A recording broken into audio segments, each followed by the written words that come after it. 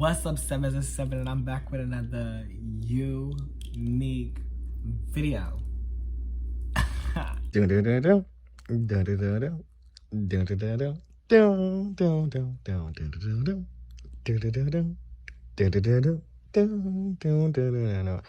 y'all ain't finna copyright claim me no more. I'm trying to. First of all, I just want to say that my setup right now, like these videos be switching from one place to another place to another place.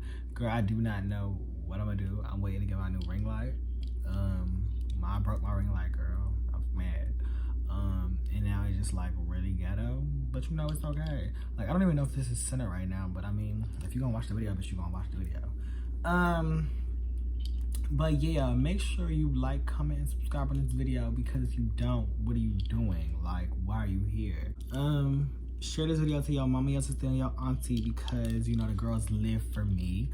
So as you can tell by the title of this video, this is basically gonna be a Euphoria. Let's talk about it. Girl, this video is gonna be vibey as hell. We just gonna chill and just talk and say how we feel about certain things. And if you don't like my opinion on anything, take that up with your grandmama, because I don't care.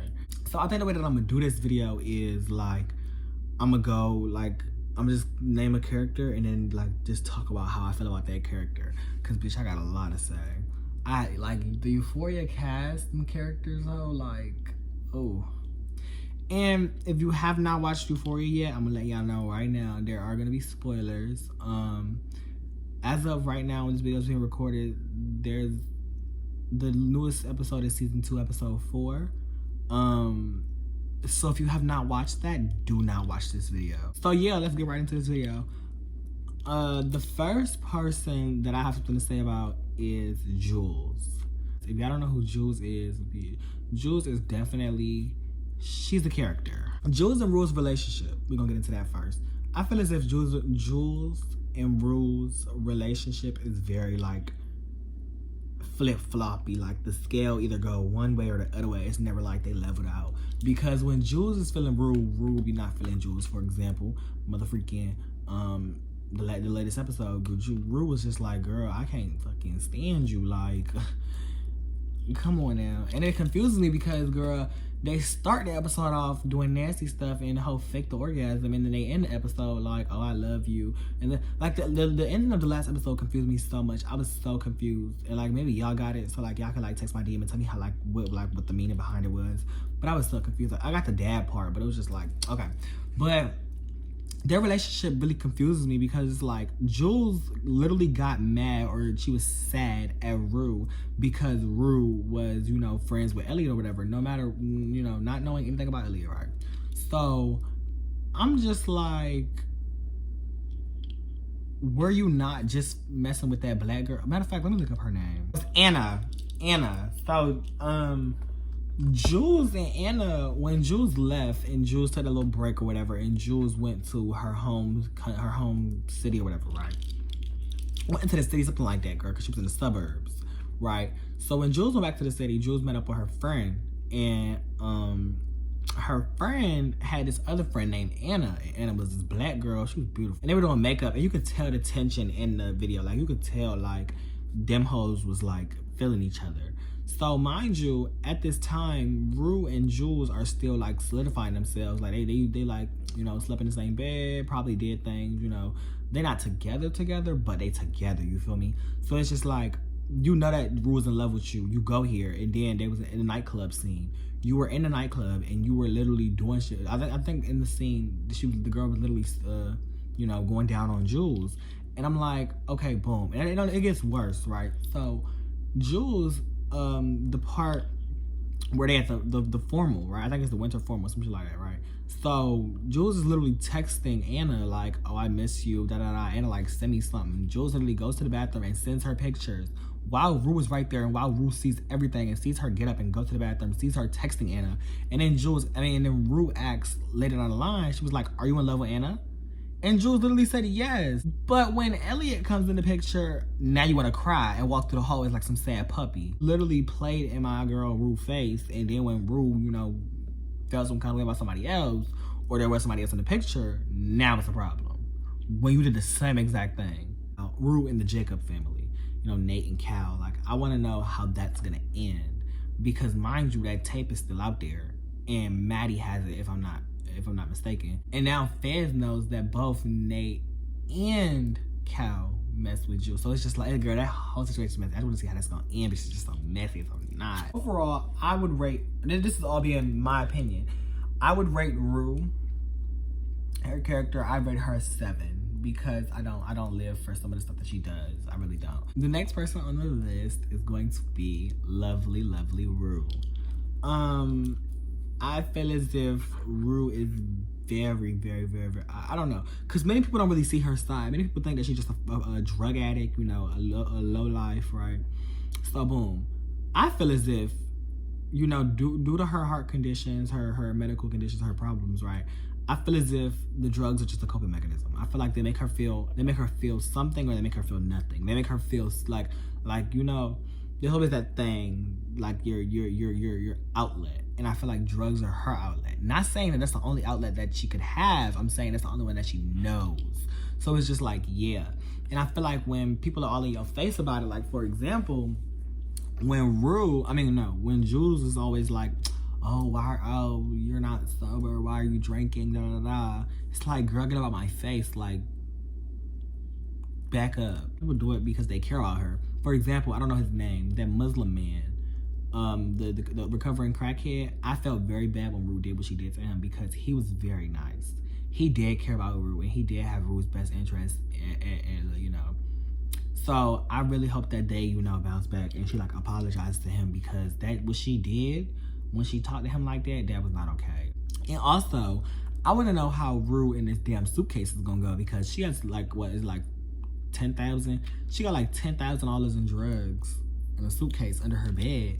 And I'm just like, girl, you took this from a goddamn drug kingpin damn near, and you told her you was gonna flip it and then make a profit off of it. So it's just like, okay, boom, your plan is to use all these drugs, so when it's time to pay up, what are you gonna do? So I hope that the whole try to sell something, because it's just like, girl, let's not get Rue killed or get her finger or toenail cut off, okay? So it's just like, I want to know how that's going to go. I want to see how that improves, and I want to see how that builds within, like, the dynamic of the show. I also love Rue and Elliot's relationship, or friendship, whatever I'm going to call it.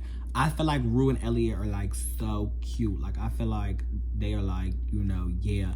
But I don't really get it, because what I manifest was, I manifest throuple. I manifest, you know, threesome, because when Jules and Elliot was making out, and then Rue and Elliot was making out, I'm just like, oh my God. So I'm manifesting threesome, and I'm manifesting that Elliot is in the mix of that. And I'm also a little suspicious of Elliot because I don't know him. I feel like something's gonna happen later down the line with Elliot, and everybody gonna be like, and I'm gonna be like, why are you taking FaceTime photos of me? And then you stay on me, okay. And I feel like I'm gonna be like, you know, like, I knew it was gonna happen, you know. I'm like, okay, girl, like, something giving it up. I knew this was gonna happen. I ain't even surprised, for real. Rue and her family's relationship, I live for it, but I also don't. I feel like her sister, I forgot that whole name too. Her sister is always peeking around the corner, always doing something and acting out. It's just like, girl, back up. Like, you just a sister. But I get that, you know, her point is to, like, you know, care for her sister, tell her to stop, you know. Yeah, so I can't really, like, get mad, but it's just like, Overall, I feel like Rue is a really good character. Oh, it's my butt starting to hurt. I feel like Rue is a really good character. I feel like, you know, there's obviously a lot that could happen in these next few episodes. I just feel like I'm trying to see where it goes and see if things get worse or get better for her. I will rate Rue, like, character-wise, I rate her a 9. I like Rue. And I might be a little biased because she's Zendaya, but I like her. Like, I live for her character. The next person that I'm going to throw up there and put on, you know, let's talk about it table, I'm going to say Kat. Yeah, big Kat. I don't like her. I do not like her character. I do not like anything about her. I feel as if she, you know, she has her, like, you know, she has her moments, and I get why she does and acts how she does and acts. But it's like, girl, you giving it up. Come on, like, you know, run it back. The director had so much potential with Kat. She was like a bigger woman, a plus size woman.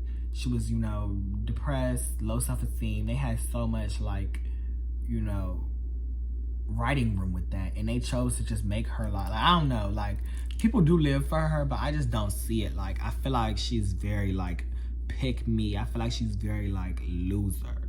Like, you got this beautiful old boy right here who is literally a ride or die for you. Even though when he making out with you, girl, he busts nuts every 5 seconds. It's just like, girl, you know he care about you. You know he love you. And you over here having dreams about a damn muscular 30-year-old Viking. Like, girl, what are you doing? Kat just blows me. She showed up to the damn winter formal in a goddamn a trash bag lingerie. Who the hell wearing latex lingerie with her titties halfway out to a damn school dance? Like, everything about her just pisses me off. And then you have this big old following on, like, you know, in the internet and stuff, and you still, like, just feel like, you know, you gotta do this and you gotta do that. Girl, it's like from the first episode, like, she just blew me. After that whole sex tape thing on the Pornhub, it's just like her whole dynamic just, no ma'am. Like, I don't like how she treat that boy. Like, that boy deserves so much better. He's such a kind person. Even though, you know, he got his little, you know, flaws. He ain't the best looking, but he definitely can, where he lacks in some things, he makes up for in others. I'd give her a 4 out of 10. Dynamic character wise. I'll give her 3, matter of fact. I don't live for her. She's weird. She's weird. Like, no. Next, we're gonna do Maddie. I live for Maddie. Maddie is my girl. Maddie is my good sister. Maddie is that, you know, yeah. First of all, I did not know that Maddie was 30. Maddie looks good to be 30, girl. She looks cute 18, 19, 20. Girl, I did not know Miss Alexis, I think her name is, or Alexa, some shit like that. Alexa, some shit like that. Yeah, I did not know she was 30. That's 1. And then 2, I live for her. I just feel like her is like, she's just so beautiful. Her outfits are always on point. She be laying her edges doing a little swoopity doopity scoops. It's just like, you know, I love me some Maddie. Now, that whole situation with Nate, her whole relationship with Nate need to go out the window. It need to go out the window. It need to go out the window. Like, girl, I get that she in love. I get all of that. But, like, girl, no. You should know what's good for you and what's bad for you, bitch. And you should know after a certain amount of tries, something got to give. Something got to give, baby. And either you going to get hurt again and again and again, or you going to finally say enough is enough and you going to stop it. I also didn't like in the latest episode how in the hot tub scene she did what she did. I did not like that. She really low key like gaslighted him, like went off on him for literally no reason. He said the same exact thing that she said and she like spazzed on him. I'm just like, girl, are you like loser? Are you like miserable? Are you like delusional? Like, hello? Like, no ma'am, no eggs, no bacon, no ham. Like, what are you doing? She literally went off of him. All he did was say no. She said, y'all not together? All he did was say no. She was like, oh, we're not together. When you said out your mouth, the way you said it, the tone, the quickness you said it sounds so different. It means 2 different things. Literally, was like, Nate was literally there in his element. Nate was just chilling because he was trying to be low-key for Cassie and Maddie, and he didn't want nothing to happen. Girl, and you attacking him in this damn hot tub right before the hoe throw up in the hot tub. I don't know, probably stunk like a hoe. You throwing up in a hot tub, that's nasty. And then on my birthday, you gonna throw up in a hot tub while I'm in the hot tub? No, man, we fighting. I feel like, you know, if you take Nate out of the picture, Maddie is definitely a 9 or a 10 overall character. But since Nate's obviously in the picture and now I don't know how to get rid of him, 1 for lying and saying that he didn't abuse her. Girl, literally put your ass in a chokehold when you found out his ass had millions of dicks in his phone. But you know, we ain't gonna get into that. Domestic violence is not a joke. If you see something, say something. Speak up. I'm gonna give her a 7. Give her a 7. Drop Nate Jacobs, you can have a 10. Next person I'm gonna do is Miss Big Booty Cassie. So Cassie, I feel like Cassie, just like Kat, has so much potential. Them directors and them writers could have did her so much better.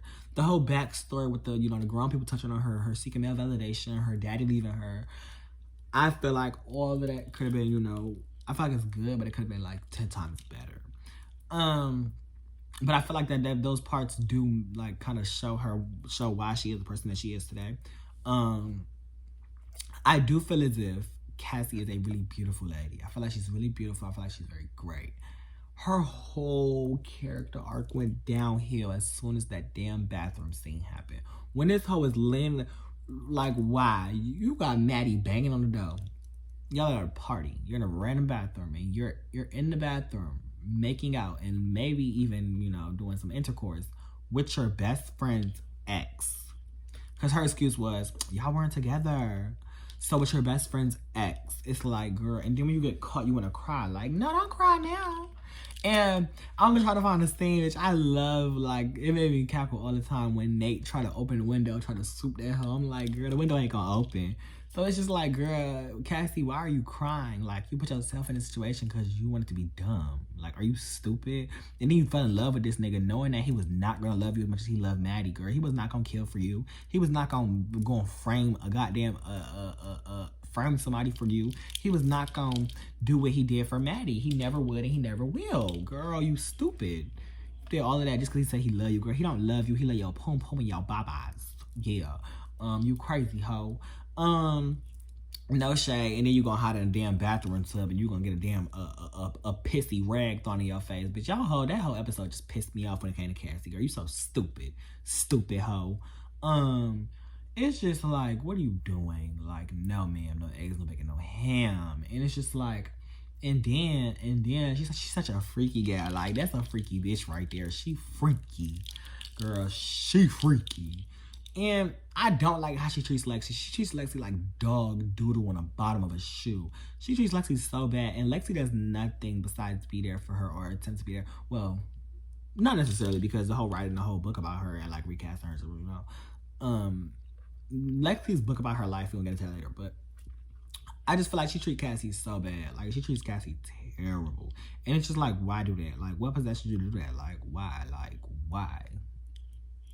Treat your sister, that's your sister, hoe. You over here treating a nigga who don't even want you and just want your poom poom better than you treating your own sister. Are you dumb? Are you delusional? You stupid idiot. Yeah, so I'm gonna rate Cassie a cute 5. I don't live for her right now. She's stupid. Drop Nate Jacobs, you can go up to a 7 or 8. Y'all starting to see a pattern? Yeah. Nate Jacobs. Like, nah. Next on the list is Nate Jacobs. I honestly have so much to say about this man. Like, I feel like he had so much potential. First, we're gonna start with him and Jules. I feel like the Nate and Jules storyline could have gone so freaking far. I feel like it could have been so much better, and they just, you know, fumbled the bag on that. Like, I'm so angry at them. But I get why they did it. The whole blackmail thing, I was so pissed at him. I thought he had potential. I thought he really was like, you know, a little ally of the sissies, girl. Honestly, Nate, I'm angry with you. But I do feel as if I'm manifesting and I'm hoping that Nate tries to, you know, apologize to Jules, and then Jules is just like, I don't want your apology, but thank you. What the hell just fell? I just hope that, you know, like, Nate and Jules come to some kind of common ground. Also, I do not know what you hoes be stepping over, because Nate is not cute. Nate is not sexy. And Nate is not bubblicious, girl. Nate is tall, slinky, and his nose is big as hell. Like, I don't know what y'all see in that man, but y'all are crazy, and y'all can have fun with that. And if you want to punch me, don't punch me. Punch your mama, hoe, because I don't care. It's just, girl, Nate is not that girl. Nate is not that hoe. I don't like how in his little daydreaming scenes or his little scenes where he makes shit up in his head, I do not like how Jules be in his dome. I feel as if Jules and Nate are, but I was rooting for them, but now it's just like, I feel like Maddie and Nate do not need to be together no more. Do not even need to get gifts, none of that. All that stuff that happened in episode 4 need to go. No, man, let me get out of my life. I feel like Nate just needs to go find him a whole new man or a whole new woman, bitch. I feel like he can't even come to grips that he do. Because there's no way. Nate and Jules, if y'all look back at it, Nate and Jules did kiss. And there's no way that you're going to kiss someone that you're blackmailing. I don't believe it. I think he has a little queen in him. He don't just like cisgender woman and I put it on my mama life. I feel like he needs to go find him a whole something new. And it's crazy because him and Cal are so similar. And, like, it's just like the apple do not fall that far from the fucking tree. Them hoes are like twins for real. Oh, fruity, freaky hoes. So I feel like Nate just need to go find him a whole new thing. Because Maddie ain't working. Cassie ain't working, girl. Cassie literally threatening to blackmail you. Like, girl, you stupid. You got her that dick whipped and you got her that in love that she threatened to blackmail you just so that you could have sex with her more and be in a relationship with her. And she shouldn't even care about Maddie no more, girl. She a whole L best friend. But it's okay, girl. We ain't gonna get into that. Nate Jacobs can get a 4 or 3. I don't live for Nate. I hope Nate drowns. Next is Mr. Cali Cow. Honestly, I feel like in the beginning of Euphoria, in the first season, I did not live for Cal at all. He was literally this pedo man that walked around and sledded out skeezy bottoms in hotel rooms or motel rooms. Not even hotel, motel. He was a grown pedophile that sledded out skeezy bottoms in skeezy hotel rooms. Like, no ma'am. No ma'am, no eggs, no bacon, no ham. Now also, like, he literally recorded porn without them knowing and without their consent. Like, that just doesn't sit well with me. It just doesn't. I feel like Cal is definitely, a little fruity, and I feel like he's finally, becoming in touch with his fruity element in season 2. I feel as if season 2 is kind of his, his character arc going up, because a lot of people don't like him right now because how he treated his family and shit. I'm just like, girl, think about it this way. Now that he knows what he wants and why his life is going this way, from this point on, it can't really go nowhere besides up unless he kills himself or he dies. Like, he finally becoming in touch with himself. I love the scene where it was a flashback and him and his ex-best friend or his lover were in the club dancing to that song. I love that scene so much. I feel like it was so beautiful. It was so perfect. Everything about it was just good. The dancing, everything. The car ride. Oh my God, the car ride was so cute. Now, I did not really like the scene where he came back 25 years later, because he was just drunk as hell, girl. Ashtray done beat him over the head about 17 times, girl.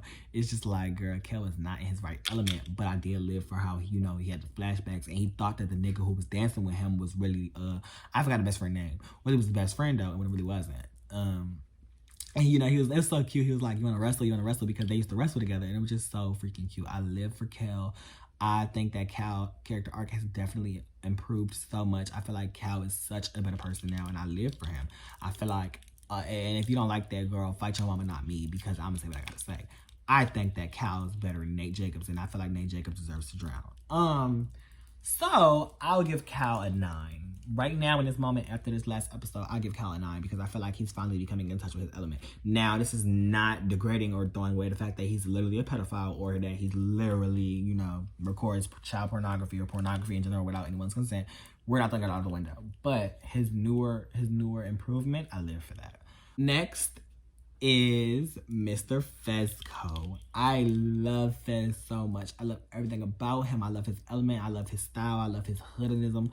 Yeah, that's a word. Hoodism. I love everything about Fesco. I feel like Fesco is such a great character. I feel like he adds so much spark to the show. I also like how he isn't black. If Fez were black, it would be like very much like a generic, stereotypical, hood boy. I feel like Fez being white, Fez, his backstory from him, being a partner in his grandmother's business, illegal business, but business. I feel like all of that just makes him such a good character. I feel like him teaming with Ashtray, him and Ashtray's bond is just so cute. I love it. I also love how Fez and Lexie's little story is starting to come together. Now, if you gag and you think about it, girl, Fez out of high school, Lexie's in high school. I'm going to assume it's like 3 years apart. So, girl, it's just like, But we gonna say they're somewhere from 3 to 5 years apart, and it's just like, girl, that's kind of scary because it's just like, girl, that's kind of scary because you just called this man a pedo for messing with children, but then you ain't gonna call this man a pedo. But I ain't gonna say it's different, but it's just like, come on now, like, it's Fez. I also love how Fez talks. Like, he talks so, like, the way he talks and his words are just slow. I love everything about him. I also love how he says Jules and not Jules. I live for it. It's just like, everything about Fez. I have nothing bad to say about Fez. I have nothing bad to say. He's supportive. He lives for people. He's just so nice and so genuine. And he really showed his genuine side when he was talking to Lexie. Like, him and Lexie were just sitting there and he was just being so nice and being so kind. I loved it so much. Overall, I rate him a 10. I give Fez a 10. I don't got nothing bad to say. Next, since we did Fez, we might as well do goddamn Lexie. I'm just gonna say it up from the jump. I love Lexie. Lexie's whole vibe is Lexie. She's always been the underdog. Lexie's never been in a spotlight like Cassie or Maddie. Lexie's always been like the C+ kind of girl in high school, and I feel like that kind of dynamic kind of puts a hold on to how good she could be as a person. I feel like Lexie has so much potential. I feel like I like she's just such a good, heartfelt character. Something really bad about Lexie, other than her self-esteem. Lexie does not believe in herself at all. She does not believe she's beautiful. She does not believe she can make it in someone. Like, she doesn't She doesn't have that like, oh, I'm the it girl kind of vibe to her. And I mean, that just comes with confidence. So she just doesn't have that, you know, I'm the it girl kind of vibe to her. And I'm really angry that she doesn't, because she literally is so beautiful. And her being Cassie's little sister, I don't know if they're in the same grade or she's a year younger. I don't know what that has to do. But her being Cassie's sister, it just shows like how when your big sis is in the spotlight, you kind of get overlooked a little bit. So it's just like, I'd give Cassie a 9. Cassie is such a good character. And lastly, save the best for last, no shade, Mr. 15-year-old, Mr. Ashtray. I feel like Ashtray is so freaking fine. That face tattoo is so sexy. Girl, I was scared to say any of this at first because I did not know his age. He looks so young. Girl, he 15. Girl, he older than me. He was born in 06 in the earlier years. So I just know that he older than me. He is so sexy. He's so ghetto. That nigga got anger issues. Girl, did y'all see how when he was busting Cal head with that damn shotgun? Oh my goodness. It was just so hot, girl. I live for him. Like, he's just so beautiful. So he's just so tiny and so ghetto. God. Like, for example, when he ran up in that hole, girl, he had that hammer next to him, bitch. He ran up in that bitch swinging. Nink, nink. Girl, I live for that. Oh my God. Damn, Ashtray. I think that Ashtray really does care about Rue too. Like, Ashtray be getting low-key annoyed with Rue when she high and stuff, but I feel like he do care. And it's so cute. I think that like Ashtray, like he needs more like of a story of his own. I feel like Ashtray doesn't really have, you know, the kind of backstory that everyone else got because he's kind of like not a main character, but I feel like he definitely deserves, with all of the hype that he's getting from the show, I feel like he definitely deserves to get more of like, you know, a backstory. Even though they ain't blood brothers, I live for that so much. Like, yeah, Ashtray and Fez are like that. Also, my favorite scene with him though is when they were in a gas station and Cal walked in, and like you could just feel like my heart stopped. Like you could just feel the tension, right? And it was Lexie, Fez, Cal, and Ashtray was in the back. Like, you know, like in a gas station, like where you go behind, like in the freezers, you can go behind them and put stuff in. He was back there, girl. And he had a gun, but he had a gun in the little cereal bag, in the cereal box, and he pointed out just in case, because you know, Fez looked at Ashtray because Fez knew where Ashtray was and behind the freezers, and they looked at each other, and then he got the gun just in case. And that scene was so cute. It was just so hot. It was so like chemistry. Like, I just live for everything about it. I'm gonna give him a 10 as well. I feel like Ashtray definitely deserves a 10. I feel like he's the most underrated character in the show, if it's not Lexie. I feel like he deserves a freaking 10, and I feel like I'm gonna give it to him if no one else will. And yeah, that's gonna wrap up this video. If you don't like anything that I said in this video, let me know. Just don't dislike my video, because if you dislike my video, we don't have a problem. But yeah, like I said before, I don't have an outro right now, so don't call me ghetto, don't judge me, leave me alone. Make sure you like, comment, and subscribe on this video. If you like anything that I said, girl, let me know. Also, if you post me on your Snapchat or your Instagram and you tag me, I will repost you, girl. You know, I ain't famous, but you know, you could take a little repost. No shit. That's pretty much it. So until next time, peace. This is gonna be my outro. Nine lungs. You know, girl, I love this song. I'm gonna show you this song. I hope I don't get copyright claim. I'm gonna play like 2 seconds of it. Oh my God. Ain't didn't care you like this. Now you're lost in the heat of it all.